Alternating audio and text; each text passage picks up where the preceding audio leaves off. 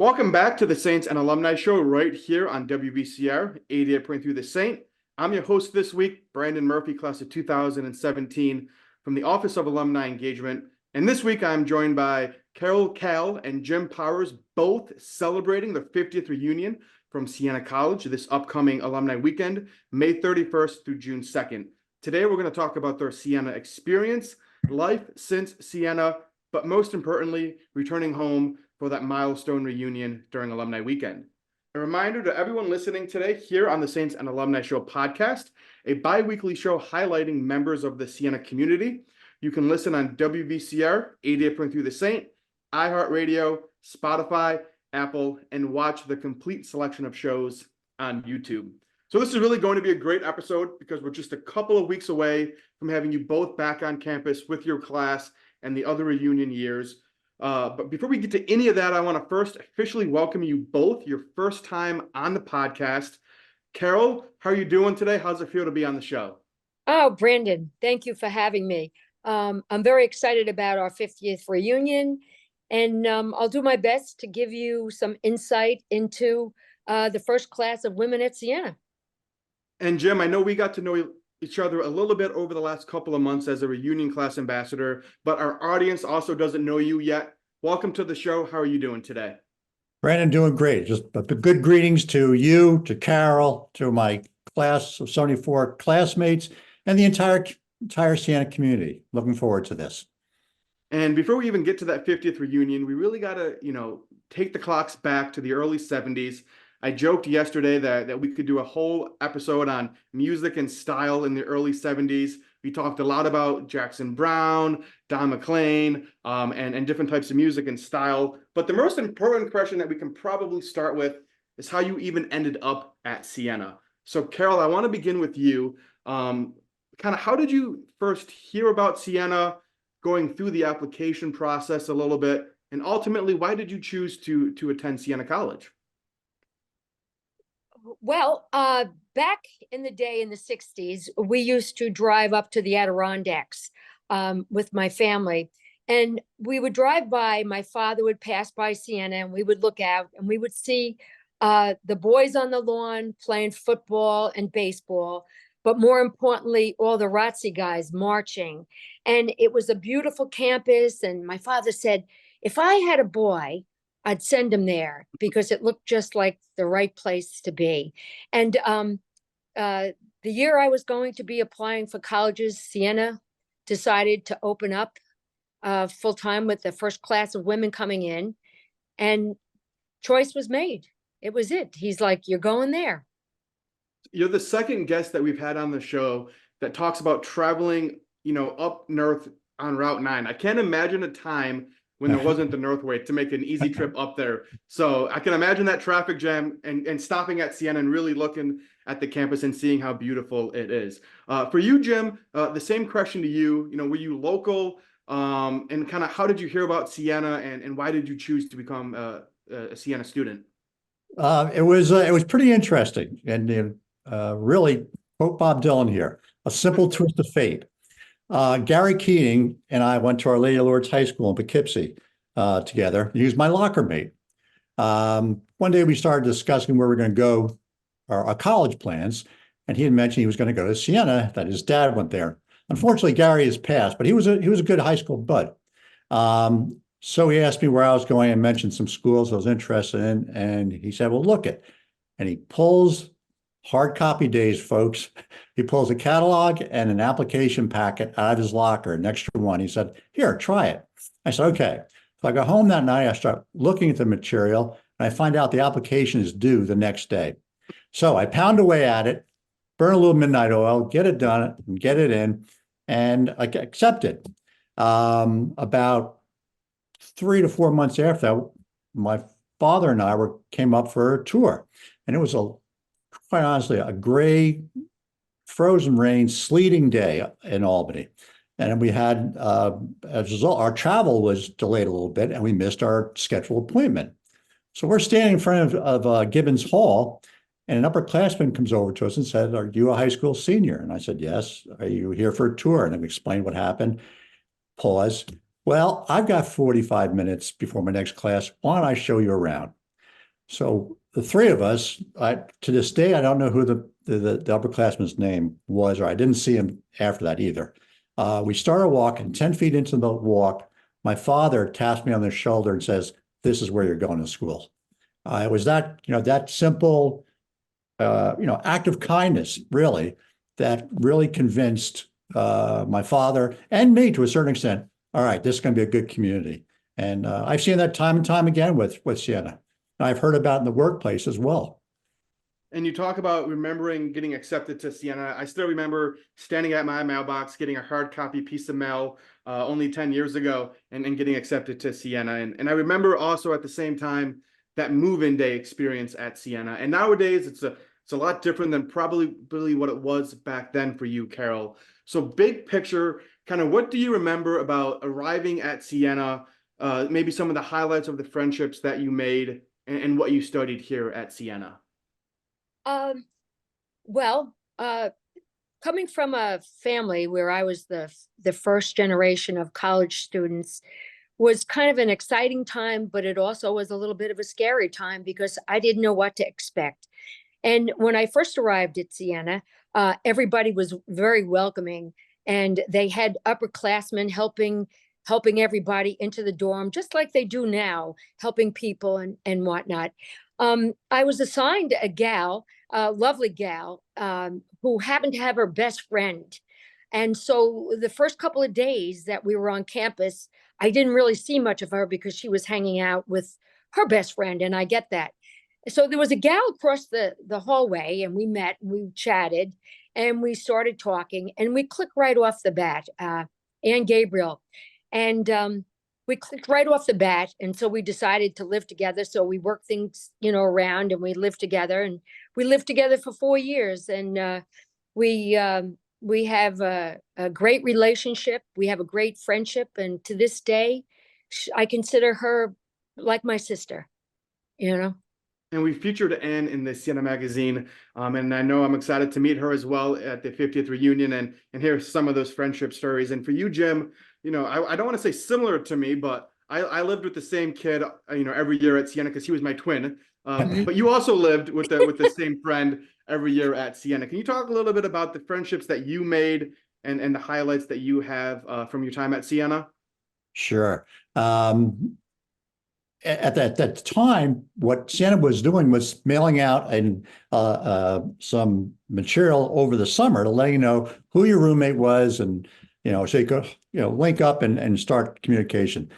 My roommate Ray Hoffnecker, neither one of us got that piece of information, so we went up there kind of blind, and it was almost somewhat comical in that the door to our room was open. We threw our stuff in there, got somewhat set up.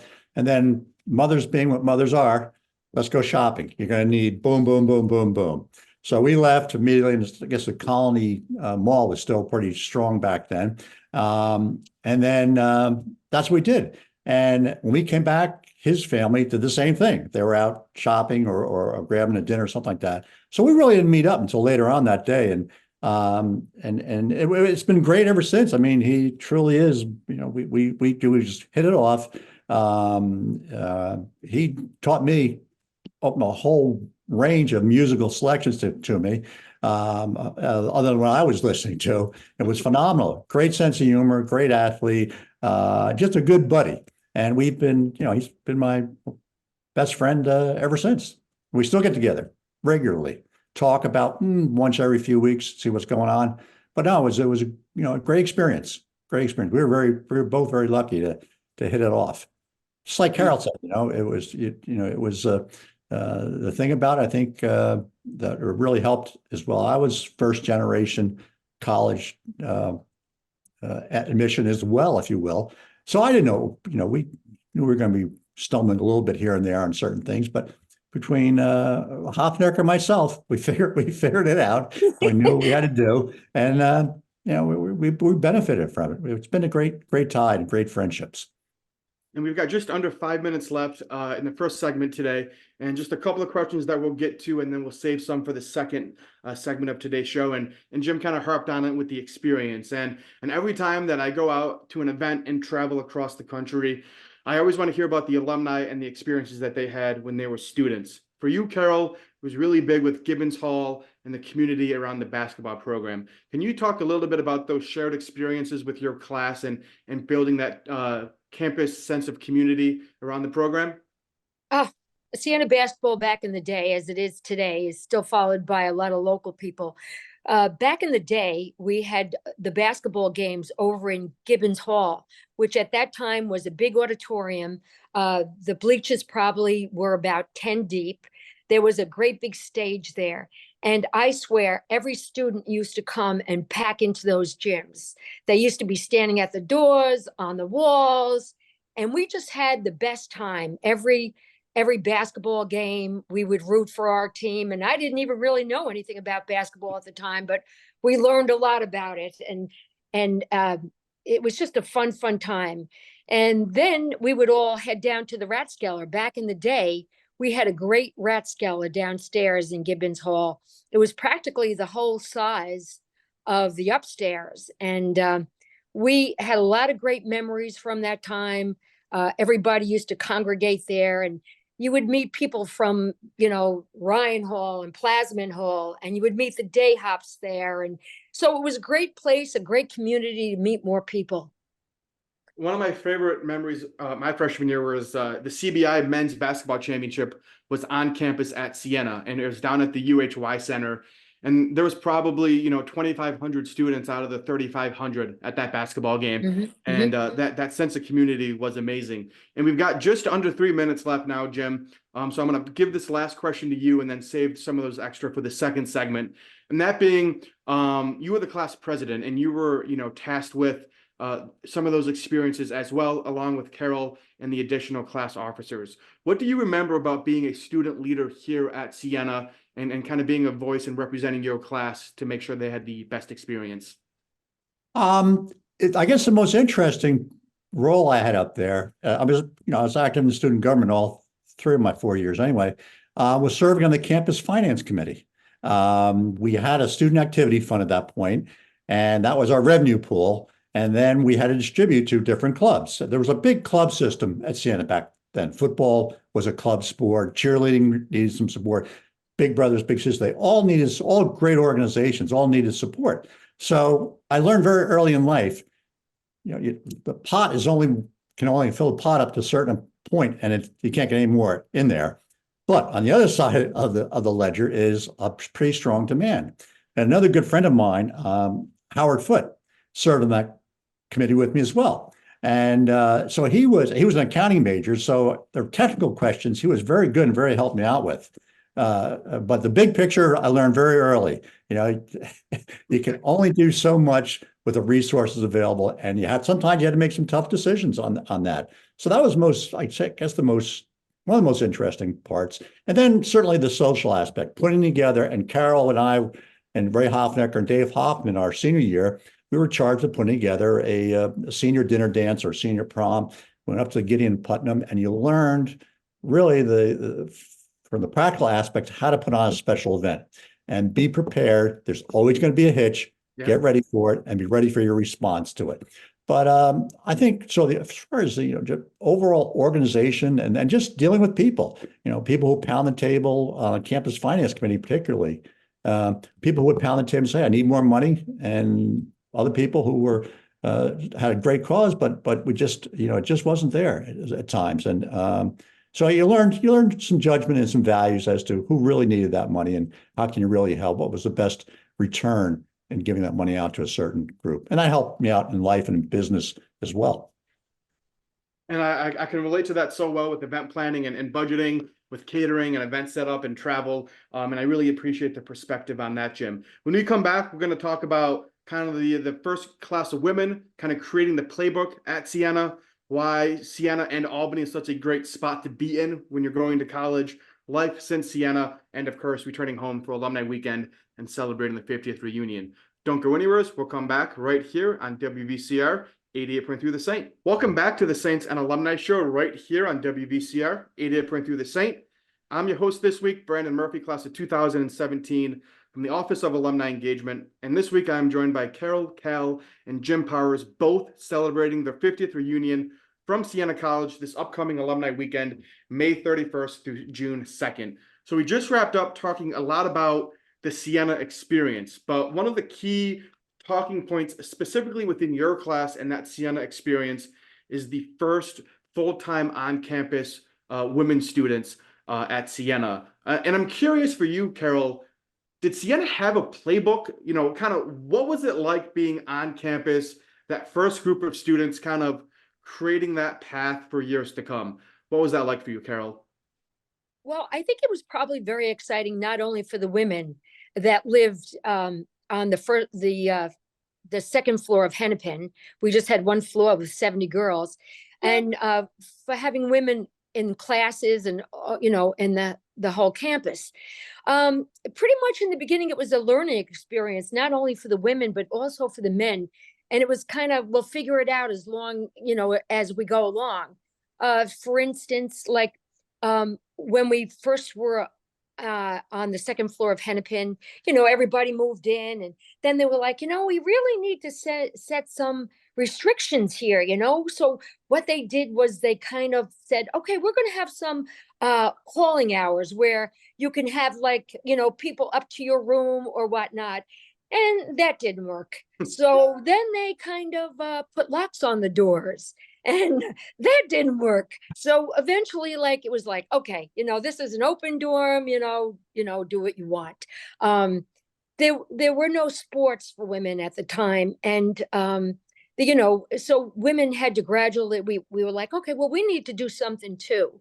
So a group of us got together and established a basketball club, because it was only a club, but that's the way women's athletics started at Siena. And eventually, the women kind of weeded their way into the Saga, which was the yearbook, and the Indian was the name of our newspaper. And, gradually women started writing articles for the Indian, and little by little, we made our way. And you laid that foundation, and I'm really so excited for the 50th dinner on Friday, May 31st, to continue to hear about all the pieces to that complete story, and even show you guys that growth 50 years later on the classes that we do have here at Siena. And Siena overall, we have a lot of accolades, and we're extremely proud of location as well in the capital region. And I think it's really important to note what that can do for Siena students. And Jim, I want to give this next question to you about how important it is having Siena College within the capital region and the opportunities that we have here as Siena students. Can you talk a little bit about that? Sure, absolutely. I mean, let's look at a concentric circle here. The inner ring was certainly the Siena College community itself. We came from all up and down the Eastern Seaboards, international students as well, not as many as now, I'm sure. But Western Massachusetts, Western New York State, Northern, the North Country. It was great to see such a diverse and wide range group of people from small towns to, Long Island, New York City, to bigger population bases. So that in itself was really interesting. And then within, the next ring would certainly be the Albany region. I mean, we developed friendships and we developed resources. Any resource that was not available to Siena, at that time, St. Rose stepped up, or Union stepped up, or Russell Sage stepped up. You always, your education and your educational opportunities are not just limited to Siena. If you really need some deep research or some type of reference material, the libraries and system were open. Obviously, now you can do it all online, but back then it was still getting in your car and doing, the old hard copy work. So that was great. And then ultimately, I say the outer ring was, what I liked about it was, because we all came from different parts of the state, we could travel, we could do road trips, Syracuse, Boston, getting down to New York, particularly for the NIT games. You name it. It was just a great area. There's some good restaurants. There's some great neighborhoods in Albany that we went into. We had the opportunity to catch some great concerts, either Palace Theater in Albany or other campuses. Certainly, Now it's called Alumni, obviously, but they put on some great shows. There's some good concerts there, and we had some good concerts on our campus. We had a young John Denver. We sponsored the Doobie Brothers at the Palace, and those guys are still rocking. In fact, we had Saratoga Performing Arts Center that we would hit in the fall, early fall. We got back to school, or the late spring, and just before we left. Williams College, you name it. It was just a phenomenal. I really think a really, really great opportunity, and in the Albany and Capital District region for any high school senior who's considering, hey, I want to come to a good school, Siena, in a good region to meet other people and to see some other resources. From Saratoga right up to Lake George, it's there. It's a great. I thought it was a great experience, and still is. And one of the things I love most about that Friday night dinner is putting together that event playlist and adding all that great music from the 70s, like the Doobie Brothers. So I know that's going to be on my to-do list in the next couple of weeks to make sure that you guys have a good set list at your dinner. The other thing I love about the dinner is having those Franciscan friars back at the event and letting those reunion years mix and mingle with the friars that they became so close with at Siena. So Carol, my next question would be to you. As you look back on 50 years at Siena, is there a specific community member, maybe that's a Franciscan friar, that you became really close with over the years, and still really close with today? They're all wonderful. They were all wonderful and so fun to be around. I guess the one that sticks out in my mind is Father Kevin Mullen. And he was a freshman when we were sophomores, and he played on the basketball team. And he was just one of us. He was just one of the guys, playing basketball, being around campus and whatnot. And I watched him over the years, and, after he graduated from Siena, he became a Franciscan, and the way his life evolved, it just is so impressive how his whole life revolved around all the values he learned at Siena, and he still comes back to this day. And it's just like, here's a Siena guy who's done it all, and he comes back to Siena just like we're coming back.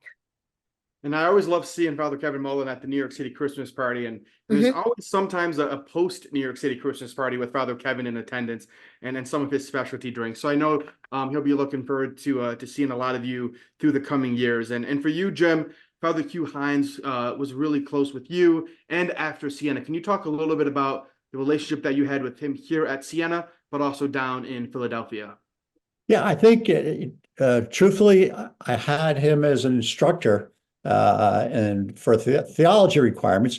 Great teacher, great professor, and great instructor. I really enjoyed that, and we became friendlier just there's a pure sense of the community that was there.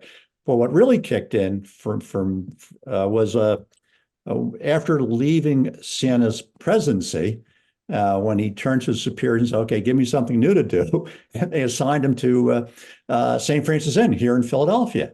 I had been doing some volunteer work there, just one day a week. I got a little bit of a leave from my employer to do it. And we ran into each other, and we just started, the friendship again. And it was I just was very struck by the Franciscan tradition of service.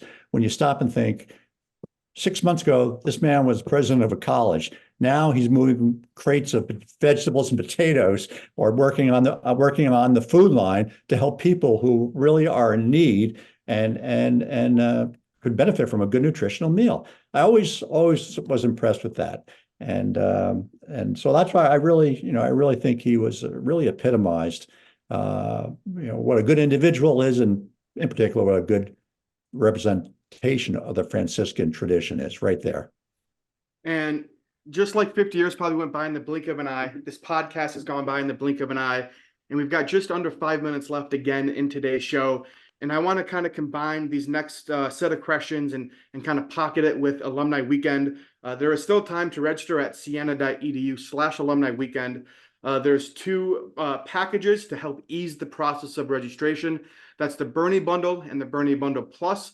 The Bernie Bundle Plus includes a donation to the Siena Annual Fund, and you can get all of the information on the website, siena.edu/alumni weekend.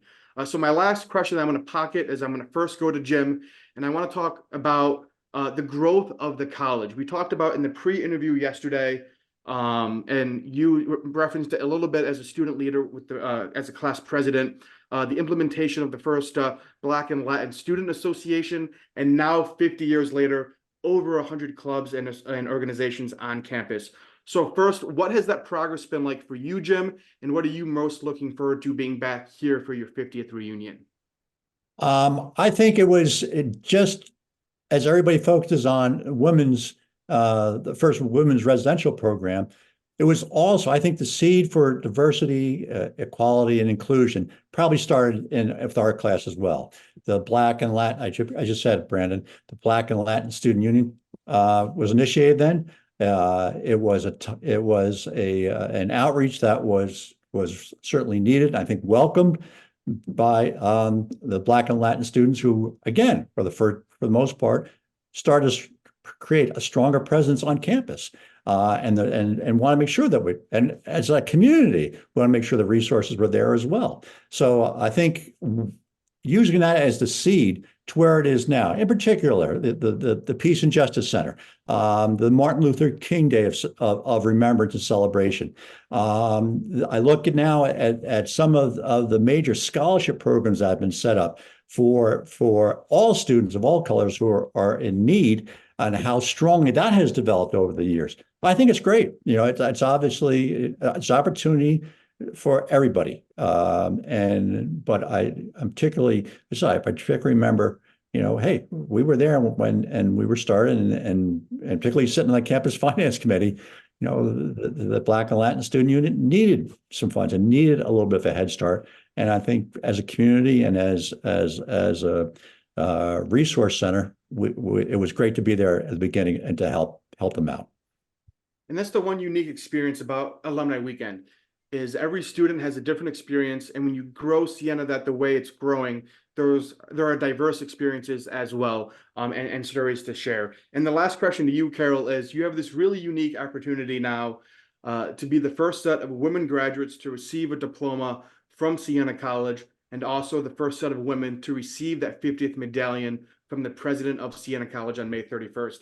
As you look back on that, what is that moment going to mean to you, and what are you looking forward to about being back home at Siena?